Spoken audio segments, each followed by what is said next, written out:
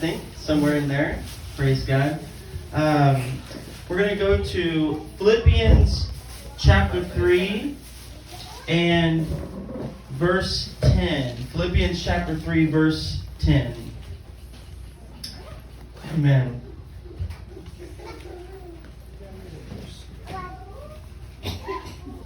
Praise God. So, my message today is on the power of the resurrection. So, mensahe karon may tungod sa gahom sa pagkabanhaw. This Sunday is Resurrection Sunday, and the whole world is going to be talking about the resurrection of Jesus Christ. So, tibok kalibutan, Karon nga mabot nga Domingo. So gaila nga mao ni adlaw sa pagkabanhaw. And yet, as Christians, we live every day with the reality that Christ is risen. So ingon nga kita mga Kristohanon, nagkinabuhi kita matag adlaw atong giila nga si Ginoong Hesus buhi o pinanhaw. And so, I want to talk to you today about the power of the resurrection. so Sulti ko kaninyo may tungod sa gahom sa iyang pagkabanhaw. It was the resurrected Savior that appeared alive to the apostles.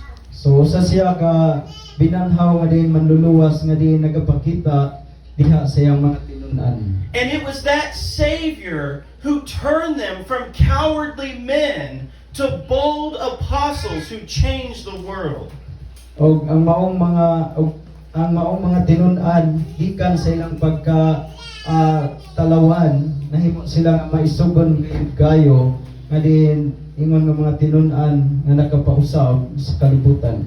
It was the living Savior that the Apostle Paul met on the road to Damascus. So usa siya ka buhi ngayon nga manluluwas nga si Apostol Pablo iyahang gikahibalak o iyang gikaabot dito sa Damascus kining mao nga Hesus. And he went from a murderer to the great Apostle Paul. Og si Pablo gikan siya sa usa ka makusgan kayo nga din mamamatay og tao pero nahimo siya nga usa ka makusganon nga apostolis. And the scripture says in Acts chapter 4, with great power the apostles gave witness to the resurrection of the Lord Jesus. Og ang mao dako nga gahom nga din ilahang nakit-an na saksihan may tungod dayon kini nga pagkabanhaw ni Ginoong Hesus. That was their message to the world. So mao kini ang mensahe alang sa kalibutan That Jesus is alive. nga si Ginoong Hesus buhi. Amen. Amen. And He's alive today. Og siya buhi karon. Amen. The grave is still empty. So ang lubnganan nagpabilin nga walay sulod. And so, in America, we celebrate Resurrection Sunday. So dito sa mga sa gawa sa Amerika, naga-celebrar kami o ang mga dapat nag-celebrar may tungod sa adlaw sa pagkabanhaw kanang adlaw Domingo. But as a Christian, every day of my life, I know that Jesus is alive. So ingon nga Kristohanon matag adlaw sa akong kinabuhi ako nahibalo nga diin si Ginoong Hesus buhi kay siya. Amen. Amen. That's the greatest news the world has ever heard. Nga diin usa ka na sa dako gayud nga diin balita nga angay nga madunggan mabatian sa kalibutan. Praise God. All right. Amen. So, Philippians chapter 3, verse 10, Filipos 3:10. the Apostle Paul writes, that I may know Him and the power of His resurrection and the fellowship of His sufferings, being conformed to His death. Aron ako makaila kaniya og sa gahom sa iyang pagkabanhaw og sa pag-ambit sa iyang mga kasakit nga may sama kaniya sa iyang pagkamatay. Amen. So, magampo ta. Father, I just ask you today, God, to speak to us, Lord, by your word and by your Holy Spirit. Father, that every believer in this place will be refreshed and reminded that Christ is alive as we know God, but that we will just have an abounding joy, hope, and faith in our hearts that we serve a living God. Praise the name of Jesus. Lord, we worship you today. And Lord, though the world will be talking about the resurrection, let us talk every day of our life about the living Jesus. Lord God, let us not just be one day a year, one day a Sunday, but living examples of the life of Christ. Lord, I pray today for the anointing of your Holy Spirit. In Jesus' name, amen. Now, I really love this scripture because Paul says two things. That I may know the power of his resurrection and the fellowship of his sufferings. So duha ka butang nga gisulti ni Apostol Pablo nga ako makaila sa gahom sa iyang pagkabanaw o pagpakig-ambitay sa iyang mga kasakit. Now, we know the fellowship of his suffering refers to the cross. Nga kita nahibalo diha sa pagpakig-ambitay sa iyang mga pag-antos nga tiniuna na hitabo dito sa cross. And he said the power of the resurrection. Og siya usab nagasulti mahitungod sa gahom sa iyang pagkabanhaw. So, there is no resurrection without the cross. So wala kayo'y matawag na pagkabanhaw kung wala ang cross. Christ did not rise before he first died for the sin of the So si world. Kristo dili gid siya mabanhaw kung wala siya magpakamatay sa sala tungod sa sala sa kalibutan. And Paul said, I glory in the cross. So si Pablo nagasulti akong gihimaya. Ako nagahimaya diha sa cross. Paul said, I preach Christ crucified.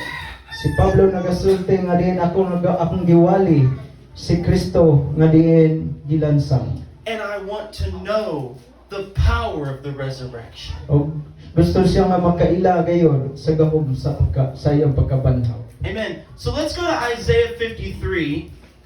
Sa Isaias kapitulo 53. And I want you to see this scripture because this was written 700 years before Jesus was born. So gusto ko nga makita kamo niini mga sinulat tungod kay kini siya nga sulat wala pa si Ginoong Hesus na tao sulod sa 7 ka gatos ka tuig usa kini nasulat. And so the prophet Isaiah gives a detailed account of the crucifixion before Christ was ever born. So si Isaias siya nagahatag gayon og detalye may tungod sa kaning paglansang dito sa cross gani wala pa si Ginoong Hesus na himugso. He tells of the life and the ministry of Jesus Christ. So iyang gisulti ang kinabuhi og ang mga pagpamuhat ni Ginoong Hesus Kristo. We are living in fulfilled prophecy when we look to the cross. So kita ania na kinabuhi diha sa natuman nga panagna sa diha nga din nahitabo kini dito sa cross o naglantaw ta diha sa cross. Amen. So let's go down to verse 3 and we'll just read that first. It says, He is despised and rejected by men, a man of sorrows and acquainted with grief, and we hid, as it were, our faces from him. He was despised, and we did not esteem him. Sa Dres, gitamay siya o gisalikway sa mga tao. Usa ka tawo nga mga kasub-anan o nakasinati sa pag-antos o ingon sa usa nga gikan kaniya gitago sa mga tao ang ilang nawong siya gibiay-biay o siya wala nato mahala. So notice the first thing. Jesus was despised and rejected by men. So unang abutang gitamay siya o gisalikway sa mga tao. Now, in a way, that makes me feel good because Christ was perfect. He never made a mistake or sin, and yet he was still rejected by men. So si Ginoong Hesus wala gid siya nahimo nga sayop o sala kay siya hingpit man pero bisan pa ni ana siya gisalikoy gihapon sa mga tao. So if you ever get rejected, remember Jesus said the world hated me first. So kung makasinati ka nga gisalikoy ka, hinumdumi nga diin una siyang gisalikoy sa kalibutan. The perfect Son of God. Ang hingpit ug walay buling walay sala nga anak sa Dios. And yet he was rejected by men. Apan sa gihapon siya gisalikoy sa mga tao. They placed him on the cross. Ug siya gibutang ngadto sa cross. They treated him as a criminal. So siya giila ingon nga usa ka kanang kriminal o din mamumuno. And it says he was a man of sorrow and acquainted with grief. So gitawag siya diri usa ka tawo sa kasubanan o nakasinati sa pag-antos. Don't ever forget that Jesus is the suffering Savior. So di nato gayud kalimtan nga di si Ginoong Hesus siya usa ka manluluwas nga naga-antos. We suffer in this world, So kita usab adunay mga pag-antos niining kalibutan. but Christ was a man acquainted with suffering. Apan si Ginoong Hesus atong nakita nga din siya usa ka tao sa kasub-anan o sa mga pag-antos. When he was in the Garden of Gethsemane, he sweat drops of blood. So samtang nga siya dito sa tanaman sa Getsemani, so nagawas ang iyang singot sama og singot ug dugo diha gikan siyang lawas. Because he knew he was about to take on the sin of the world. Kay siya nga sayod gayud nakahibalo nga iyang pas-anon ang mga kasalanan nga naa sa kalibutan. And he was suffering in that moment. Og siya nagaantos bisan ni anang panahon na o ni anang orasa takna. And then they arrested him in the dark of night. So siya gidako diha sa panahon ng ningit-ngit niya. Amen. So verse 4, surely he has borne our griefs and carried our sorrows, yet we esteem him stricken, smitten by God, and afflicted. Sa versikulo 4, sa pagkamatuod, gipas-an niya ang atong kasakitan o gipas-an niya ang atong mga kasub-anan. Apan siya, giila nato nga binunalan, hinampak sa Dios o sinakit. So Jesus carried your sorrows. So si Ginoong Hesus, iyahang gidala ang imong mga kasub-anan. He carried your grief upon his body. So iya usab nga gidala ang imong mga kasakitan diha sa iyang lawas. See, we know that Christ bore our sin. So kita na sayod nga din si Ginoong Hesus iyahang nga gidala ang atong mga sala. But he also carried our sorrows. Apan bisa usab iyahang nga gidala ang atong mga kasub-anan. He carried our sicknesses. O iyahang gidala ang atong mga kasakitan. He carried our failures. Iyahapon nga gidala ang atong mga kapakyasan. And he took the wrath of God upon himself. O iyang nasinati ang kapungot sa Dios diha gayud kaniya. That's the Son of God. Ug mao kana siya ang anak sa Dios. Paul said, I want to know the fellowship of his Si suffering. Pablo nagaingon nga gusto ko nga makahibalo sa pakig-apitay sa iyang pag-antos. Amen. Verse 5. He was wounded for our transgressions. He was bruised for our iniquities. The chastisement for our peace was upon him. And by his stripes we are healed. Amen. Versikulo 5, apan siya ginasamaran tungod sa atong kalapasan. Siya napangos tungod sa atong mga kasalanan. Ang silot sa atong pakigdait diha sa ibabaw niya o tungod sa iyang mga labod kita nangaayo. Remember the song, Sa tuna kong corona mo. You know, it talks about the crown of thorns. It talks about Hamili mong dugo, the precious blood of Jesus. It talks about the wounds that Christ bore. Amen. Amen. He was wounded for our transgressions. So siya nasamaran tungod sa atong mga kalapasan. Amen. Amen. That's why he went to the cross. O mao kana ang hinungdan nganong napunta siya ngadto sa cross. The cross was not an accident.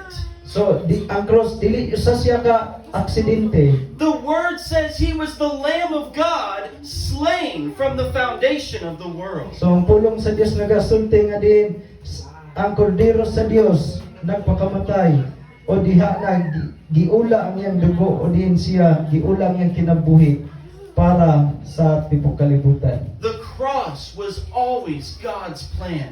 So ang krus diay kini siya atong magsinati nga kini siya apil dayon sa plano sa Dios. And notice where it says, by his stripes we are healed. So ato nga sa iran diri ang iyang gisulti nga diin pinaagi siyang mga pangos ug labot kita nga ayo. So Christ carried our sicknesses. So si Ginoong Hesus iha nga gikuha ang atong mga mulo ug balatian. Now here's the amazing news. So usa kini siya ka kay bulungan nga din balita. Even though some people are not healed on this earth, even my mother died early, in heaven they will be fully healed for all eternity. So bisan pa dinis kalibutan dunay mga tawo nga wala mangyud makasinatig kaayuhan sama sa inahan ni Pastor Zilon apan dito sa langit siya makadawat og kumpleto gayud nga kaayuhan. Amen. Amen. Because Christ bore our sicknesses. Tungod kay si Ginoong Hesus siya nagpas-an sa atong tanan nga mga balatian. I believe in miracles now.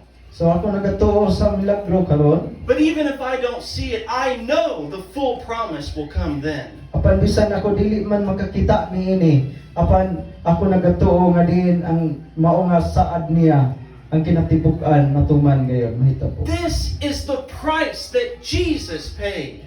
So mao kana ang bili nga diin gibayad ni Ginoong Hesus. Now, this is prophecy.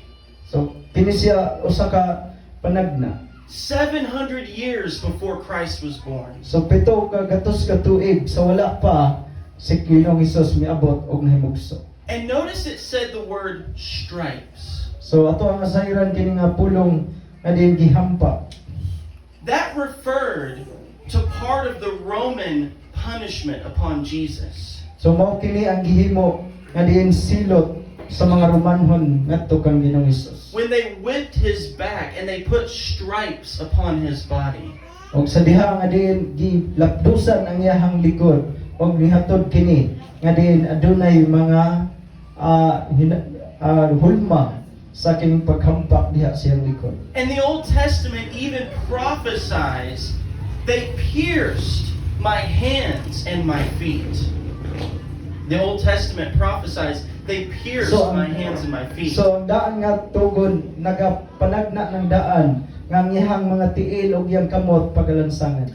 And when the Word of God says that, it was years before Roman crucifixion. So ug kana siya nahitabo so wala pa at tuig sa wala pa miabot nga siya gilansang sa mga Romanhon. And yet the Bible clearly tells us the crucifixion of the Savior. So klaro kayo ang gisulti sa Biblia os kasulatan ang paglansang sa manunubos. Don't ever believe for a second that this is not God's Word. Don't ever believe that this is not God's Word. Always So- believe the Word of God. Di kita mo tuo kung naay mo ingon nga di ni pulong sa Dios. Kanunay kita nga positibo og mutuo ta nga kining tanan pulong gid sa Dios. Because only God knows the future. Kay ang bugtong ng yun nahisayod sa ato ang ugma ang Dios ra. And all throughout the Bible is the future of the world. So ang tanan nga naa gayud diri sa kasulatan ug sulti makita nimo ang umalabot sa kalibutan. And we see that in the cross. O kini siya atong nakita diha sa cross, nagtapo diha sa cross. Psalm 22 verse 1 says, my God, why have you forsaken me?" So sa Salmo 22:1 nagingon dito, Diyos ko, nganong bibiyaan mo ako. The very words of Jesus on the cross. So usa kini sa pulong nga yang gilitok samtang dito siya sa cross. Written over 1,000 years before Christ. So nasulat kini sobra sa 2,000 katuig sa wala pa sa Ginoong Hesus. And there's many more scriptures. O daghan pa nga diin mga bersikulo o pulong nga diin nagasulti sama niini. That is the suffering Savior. ug mao kini ang kining manluluwas nga nagantos. And so Paul said, I want to know the fellowship of his suffering.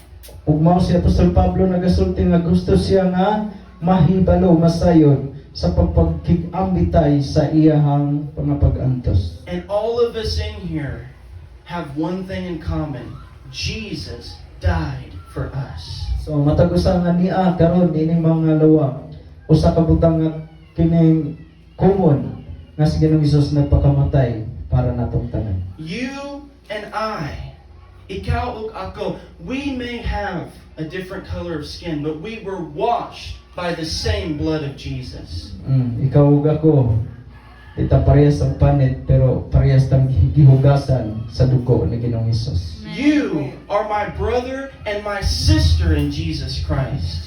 So ikaw ug ako kita mga magsuon gayud diha ni Ginoong Hesus. We are connected because of the cross. So kita nagkadugtong tungod sa cross. Amen. Amen. Christ accomplished salvation. Si Ginoong Hesus siya mo'y nagtapos o di nagtuman gayud, naghuman sa kaluwasan. But if Christ would not have risen, none of us would be here today as far as being Christians. So kung si Ginoong Hesus wala pa gyud nabanhaw, walay usa ka nato nga niya karon o din nahimutang Kristohanon. Without the resurrection, the cross has no power. Kung wala pa'y pagkabanhaw, ang cross walay gahom. 1 Corinthians 15, we can actually turn there real quick. 1 Corinthians 15. Walang And Korinto 15. Versículo 14, the Word of God says, and if Christ is not risen, then our preaching is empty, and your faith is also empty. O kung si Kristo wala banhawanan, kawang lamang ang among pagwali, o kawang lamang usab diay ang inyong pagtuo. So Paul said, if Jesus Christ did not rise from the dead, then your faith is in vain. So si Pablo nagasulti, kung si Ginoong Hesus wala pa diay mabanhaw, insa nan ang inyong pagtuo kawang ra. The whole Christian faith rises and falls on the resurrection of Jesus Christ.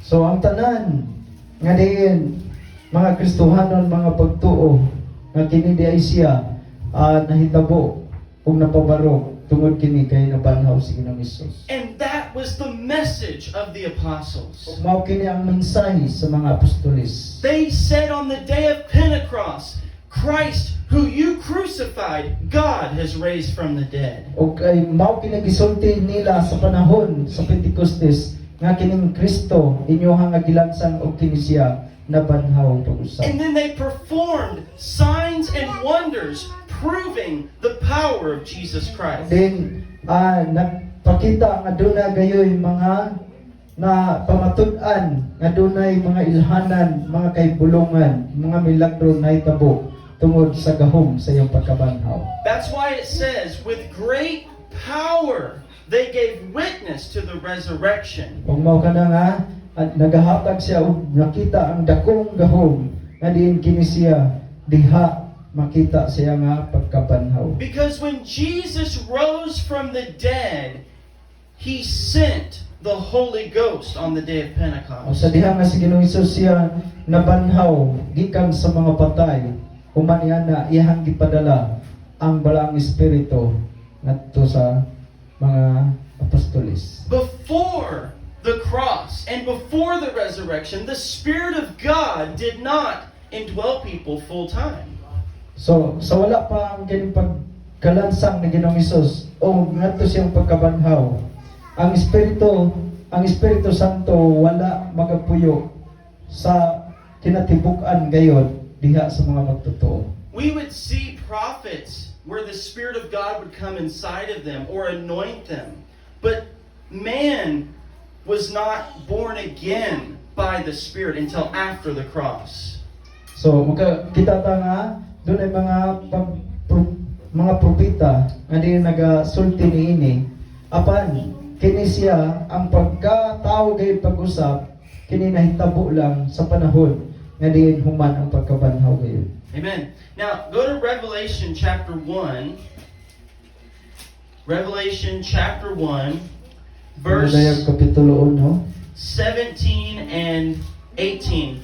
And I want you to notice when Jesus speaks to John, the Revelator, John the Apostle, how Jesus introduces himself. I want you to see that in the scripture. Verse Verses 17 and 18.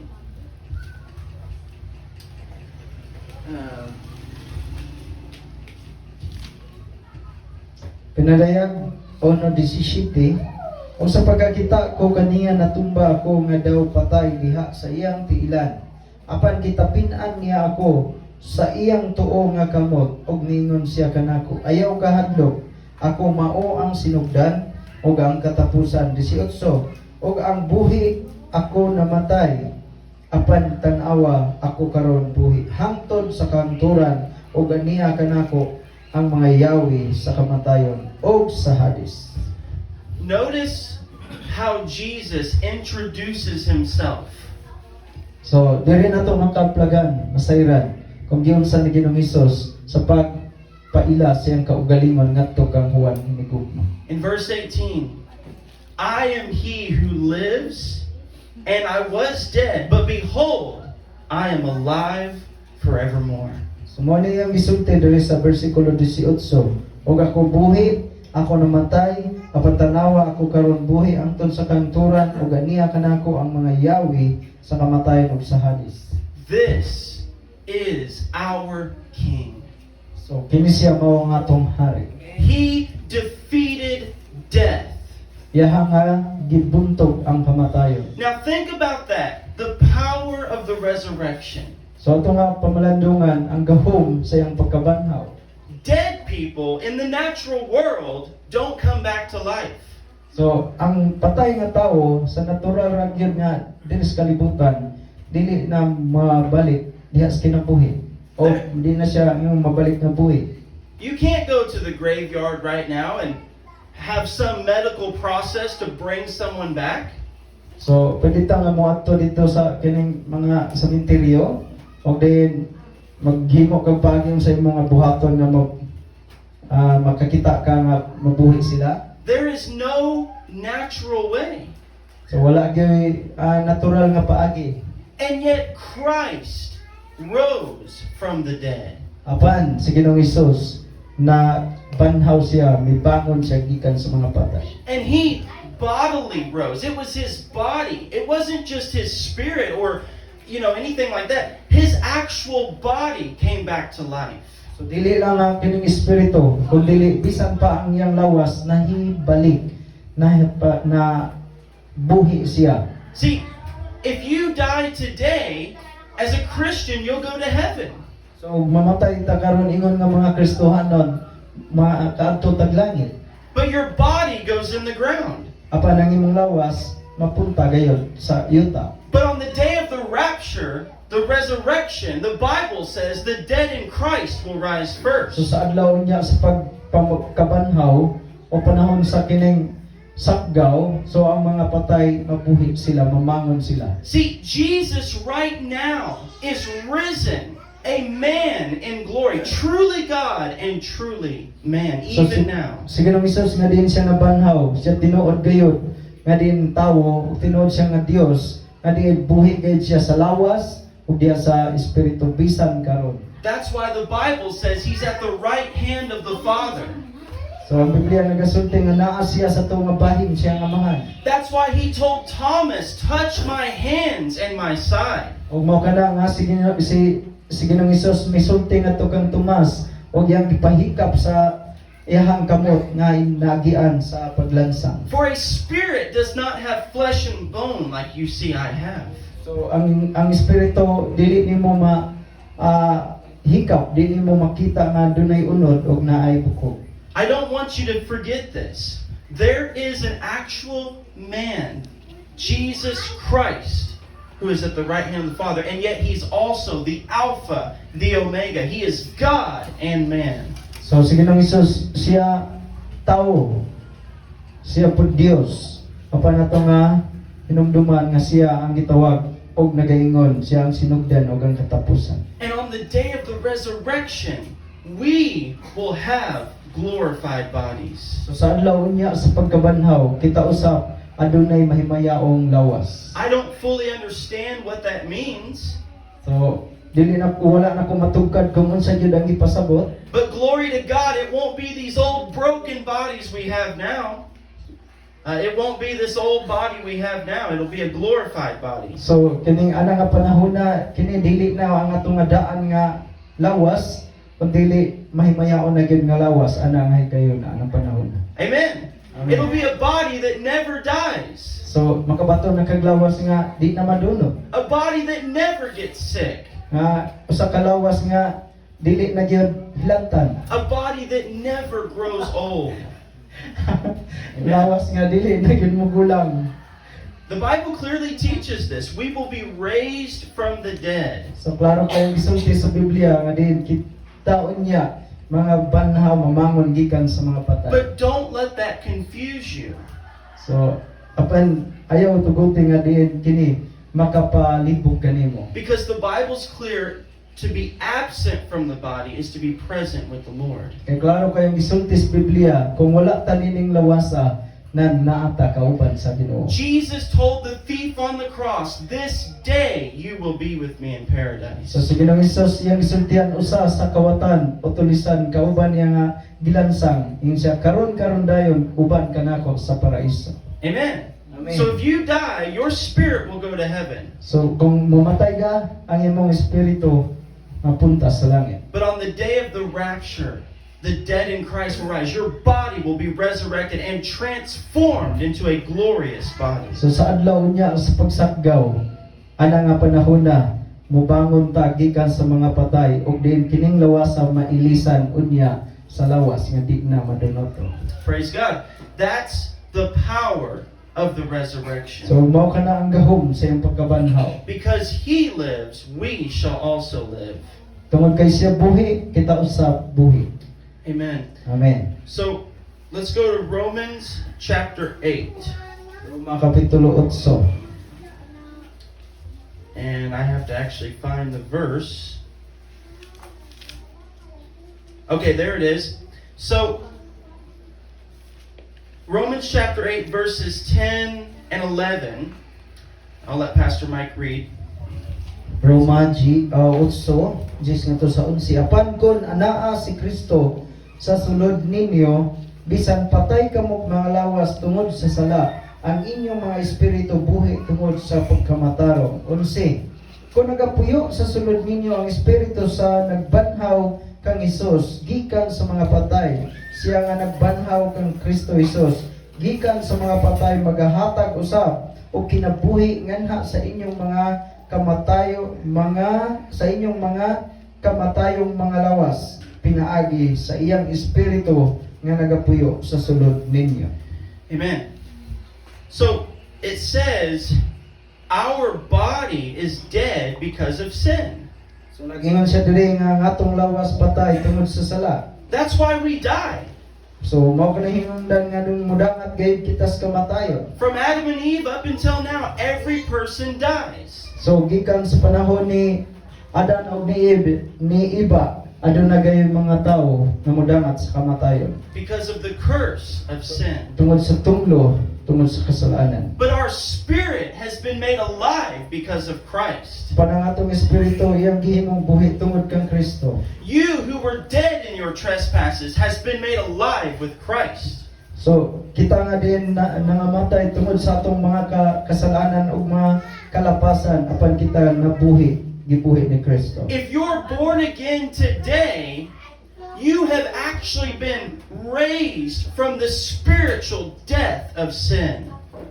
So kung kita nga tawo na pag-usab, nandin kita usab nan mga buhi kita gikan sa pagkamatay diha sa tungod sa kasalanan. And here we have the promise O kini mao'y saad that just as your spirit is made alive, so will God give life to your mortal body. So ingon nga din ang espiritu buhi tungod sa pagkamatarong so ang Dios Amen. nagabuhi usab nato. verse 11, but if the spirit of him who raised Jesus from the dead dwells in you, he who raised Christ from the dead will also give life to your mortal bodies through his spirit who dwells in you.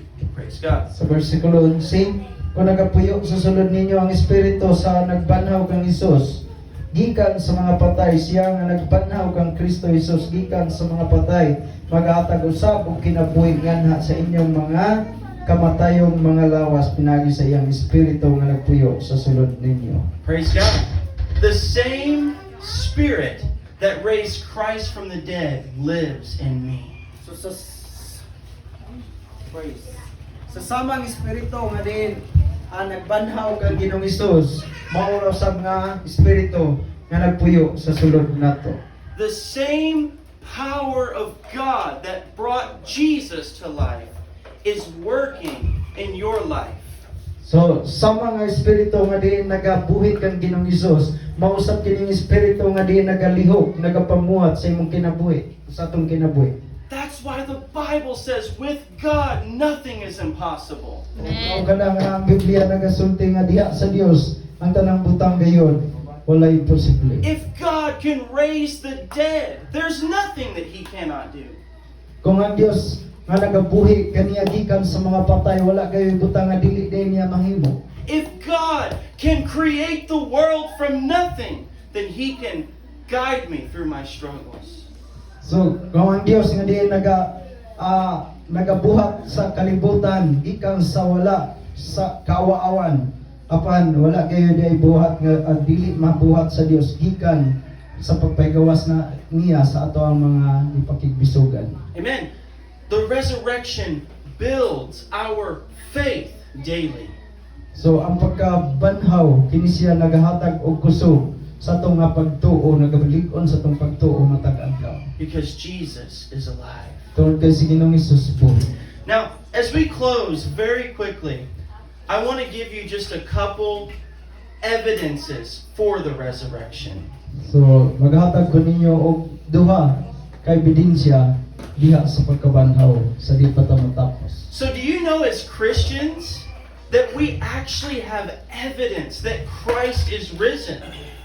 So kita nga din ingon nga mga Kristiyano na kahibalo bata nga din aduna kita ebidensya nga si Ginoong Hesus binanhaw.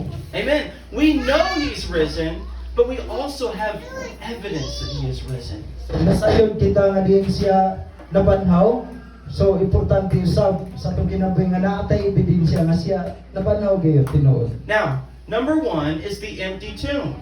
So una kana nga ang lubong wa nay sulod.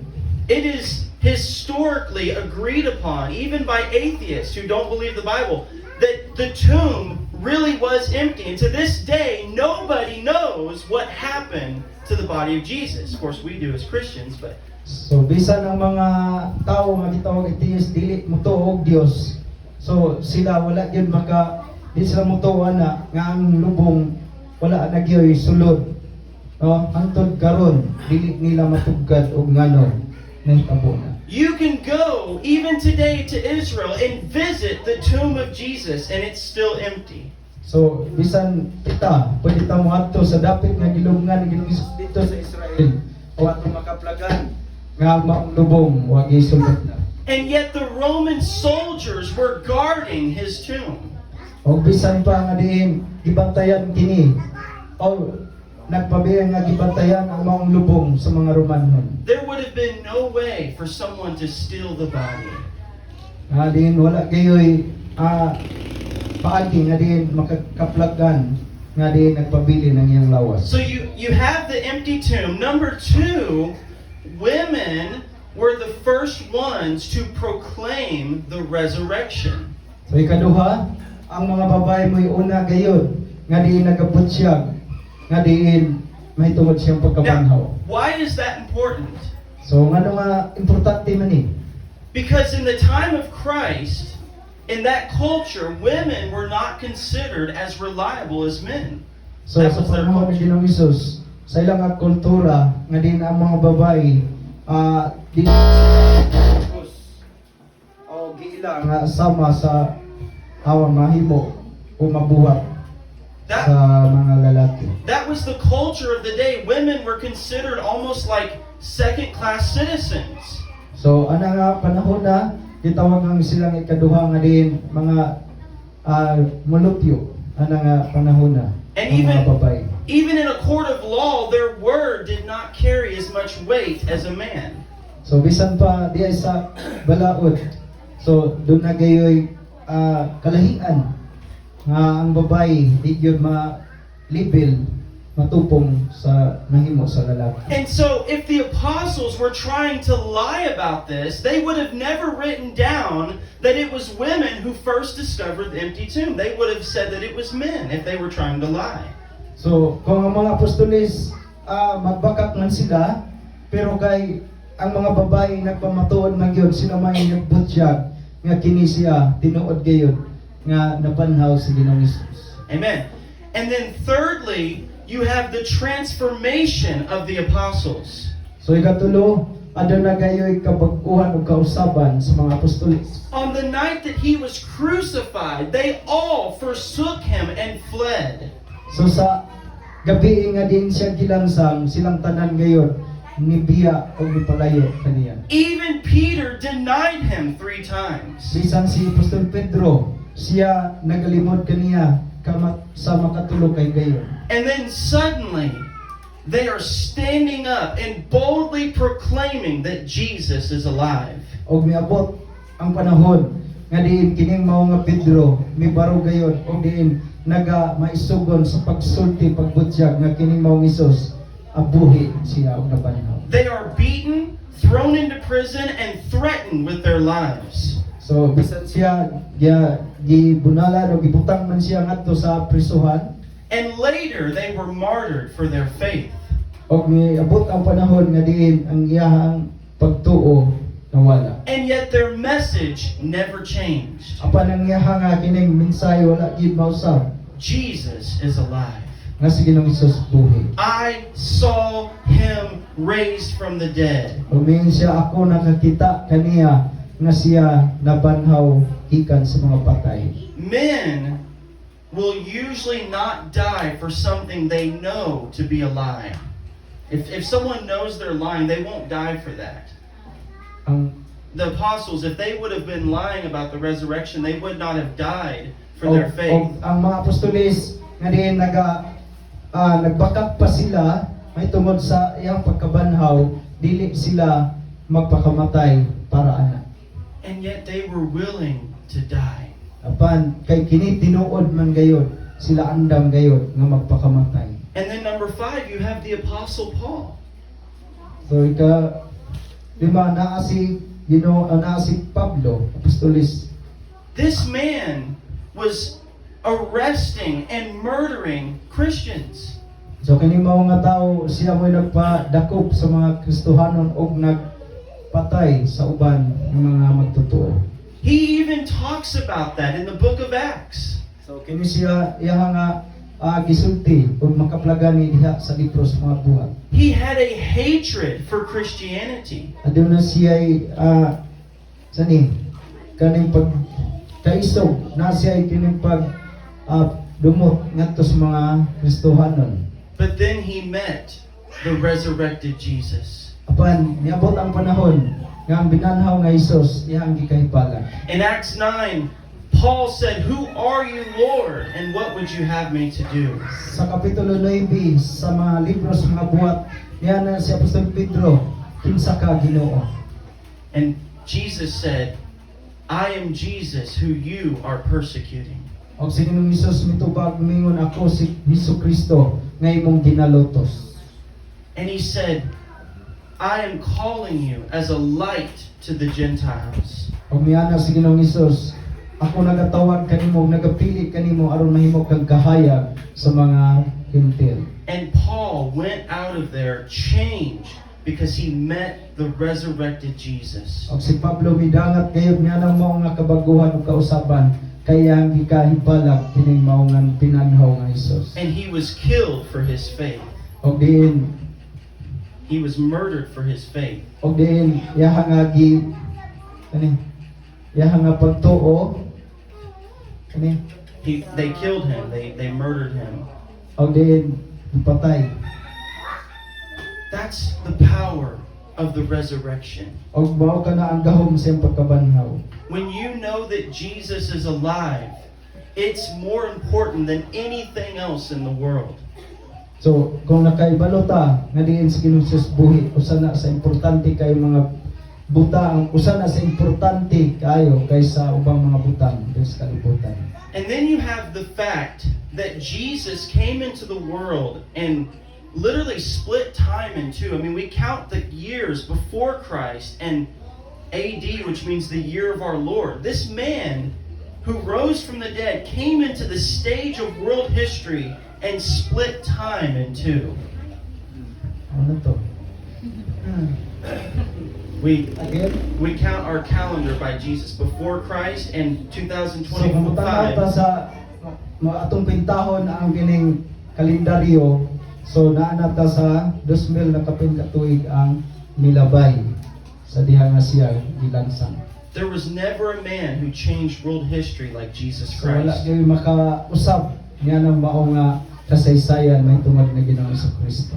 And then the last evidence for the resurrection is your life. So ang katapusan nga ebidensya sa iyang pagkabanhaw ang imong kinabuhi. Because when you believe upon Jesus, you are changed from darkness to light. Sa diha nga diin kita bitaw kang Ginoong Hesus, kita nausap og nabalhin gikan sa kangit-ngitan ngadto sa kahayag. And the Spirit bears witness that you are a child of God. So ang Espiritu siya nagapamatuod gayud nga ikaw anak sa Dios. And you know that Christ is alive. O ikaw na hibalo nga si Kristo buhi gayud. It's supernatural faith. O kana dili kasagaran nga pagtuo. Even without all the evidence, I just know that He is risen from the dead. Nga bisan pa kanang maong mga ebidensya dili wala nako masayri pero ako nagatuo gayud nga diin si Ginoong Hesus buhi gikan sa mga patay.